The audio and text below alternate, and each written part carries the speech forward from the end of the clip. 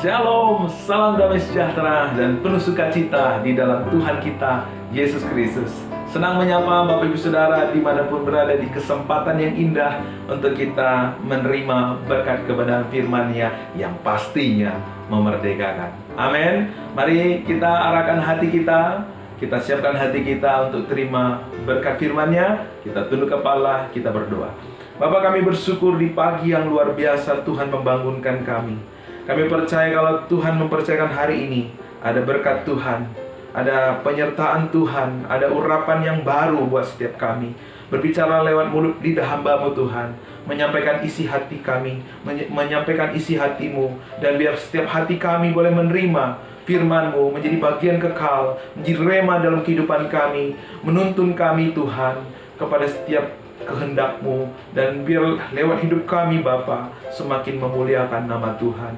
Di dalam nama Yesus kami siap mendengar firman-Mu. Berbicaralah Tuhan. Haleluya. Amin. Nah, Bapak Ibu Saudara, pernahkah bertanya-tanya dalam hati, mengapa Alkitab sangat memperingati kita untuk kita jangan bermegah diri, seperti yang dikatakan di dalam Efesus 2 ayat 8 sampai 9. Sebab karena kasih karunia kamu diselamatkan oleh iman. Itu bukan hasil usahamu, tetapi pemberian Allah. Jangan ada orang yang memegahkan diri. Alkitab mengingatkan kita untuk tidak bermegah diri. Mengapa? Karena kalau kita bermegah diri, kita sedang berdiri di atas perbuatan kita. Pada waktu kita lebih taat dari orang lain, lebih baik dari orang lain, pada waktu itu kita akan jatuh dalam dosa, dalam sindrom better than. Kita akan merasa lebih baik dari orang lain. Kita akan merasa lebih layak dari orang lain. Sehingga orang-orang demikian cenderung akan menghakimi orang yang belum bisa setaat dirinya, orang yang belum bisa sebaik dirinya. Dan sebaliknya, pada waktu melihat ada orang yang lebih taat, lebih baik, hatinya nggak bisa terima. Sehingga dia mulai akan membangun tembok, membangun image dirinya, sehingga ia pun bisa dilihat sebaik orang lain, setaat orang lain. Padahal semuanya adalah kemunafikan. Pada waktu dia lebih taat, dia akan menjadi sombong dan menghakimi. Pada waktu dia tidak lebih taat, dia akan menjadi minder dan membangun kemunafikan. Itulah sebabnya Alkitab mengingatkan kita untuk jangan bermegah diri. Jangan berbangga atas perbuatan kita. Sebab waktu kita berbangga atas perbuatan kita, maka bukan Tuhan yang kita muliakan, tetapi diri kita yang kita muliakan. Kita akan selalu bercerita kemanapun kita pergi tentang apa yang sudah kita lakukan. Aku telah lakukan ini untuk Tuhan, aku telah melakukan ini untuk pelayanan. Sehingga tanpa kita sadari, kita menjadi orang-orang yang menggunakan Tuhan untuk memuliakan diri kita. Sehingga kekristenan seperti ini, kekristenan yang tanpa kuasa.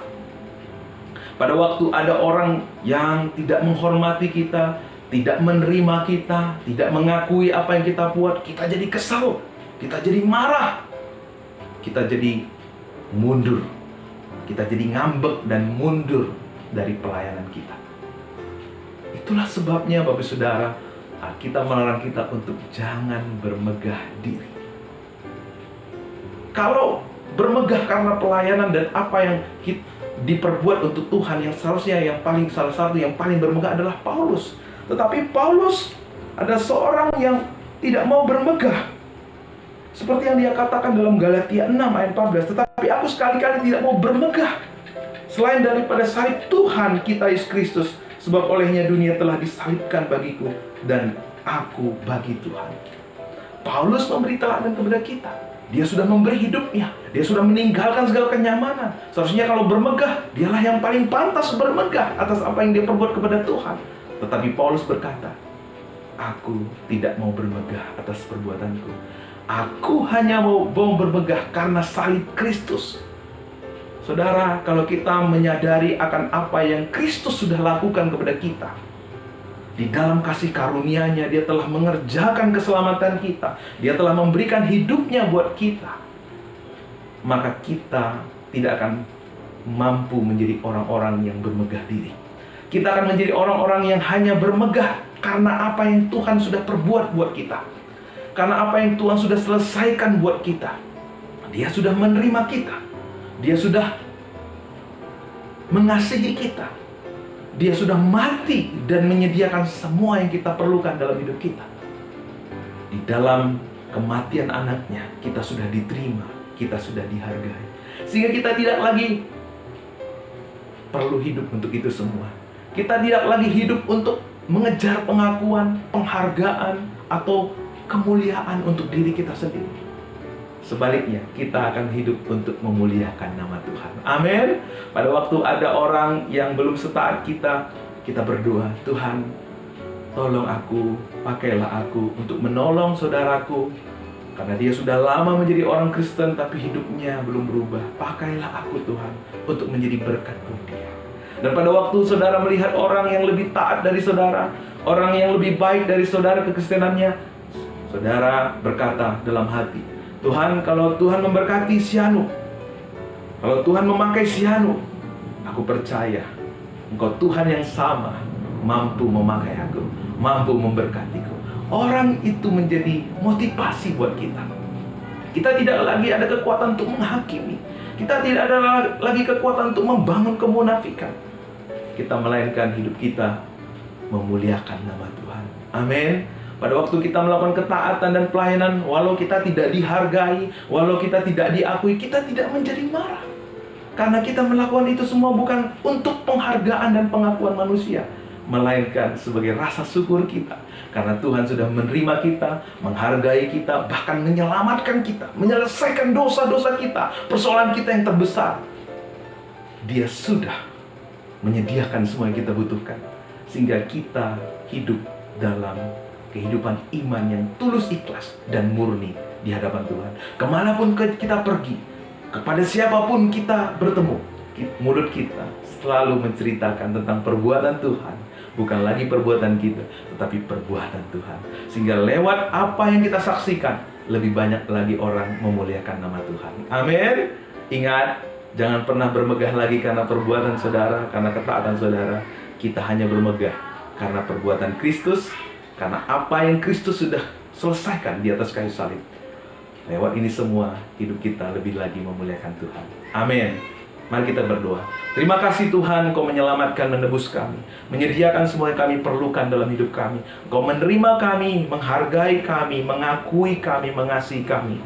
Sehingga kami tidak perlu lagi Tuhan melakukan apapun supaya kami dihargai, diterima oleh Tuhan, baik juga oleh sesama kami manusia. Sebab apa yang Kau kerjakan bagi kami lebih dari hidup kami Tuhan. Lebih dari penerimaan, pengakuan siapapun di dunia ini Tuhan. Biar kami hidup terus dalam iman yang tulus, ikhlas, dan murni di hadapan Tuhan. Dan lewat hidup kami Bapa, pelayanan kami, sungguh-sungguh Engkau dikenal, sungguh-sungguh Engkau dipuji dan dipermuliakan. Terima kasih Tuhan, pakailah hidup kami Bapa untuk lebih lagi memuliakan Engkau. Di dalam nama Yesus, setiap kami yang menerima firman-Mu dipulihkan, dibangkitkan. Setiap kami yang menerima firman-Mu Tuhan, hari demi hari menjadi pribadi yang melihat pekerjaan-Mu yang besar dinyatakan di dalam kehidupan kami. Sepanjang hari ini Tuhan, Engkau menyertai, melindungi kami. Kepada siapapun kami bertemu Tuhan, mereka boleh merasakan kasih Tuhan lewat hidup kami. Mereka boleh melihat kemuliaan Tuhan lewat kehidupan kami. Pekerjaan yang kami lakukan hari ini Tuhan, Engkau yang membuat berhasil, supaya lebih lagi nama-Mu kami permuliakan. Terpujilah Engkau Tuhan, dalam nama Yesus kami berdoa. Haleluya, haleluya. Amin. Selamat pagi Bapak Saudara. Salam sehat, salam semangat di dalam kasih karunia Tuhan kita Yesus Kristus. Tuhan Yesus memberkati. Amin.